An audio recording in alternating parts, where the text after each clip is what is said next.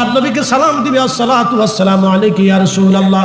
মুস্তাদরাক হাকিম সহিহাইনের ভিতরে ইমাম হাকিম বিশুদ্ধ সনদে লিখতেছেন, হযরত ঈসা নবী যখন আমার নবীকে রওজার পাশে এসে সালাম দিবে, সালাম দেওয়ার সঙ্গে সঙ্গে আমার নবী রওজার ভিতর থেকে সালামের জবাব দিবে। হাজার হাজার মানুষ এই সালামের জবাব শুনবে। একবার জোরে বলা যাবে কি আল্লাহু আকবার? তাহলে বলেন আমাদের নবী আছে না নাই?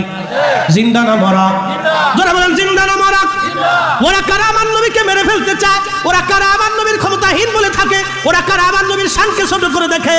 তার মানে বুঝে গেল আমরা বেদাতি না, ওরাই হলো অরিজিনাল বেদাতি।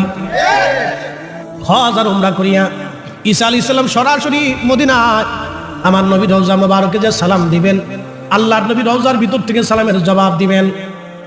হাজার হাজার লক্ষ লক্ষ মুসলমান সেই সালামের জবাব শুনবে আমার নবীর কণ্ঠে। একসাথে বলা যাবে আল্লাহু আকবার। বলেন নবী এখন আছে না নাই? আগামী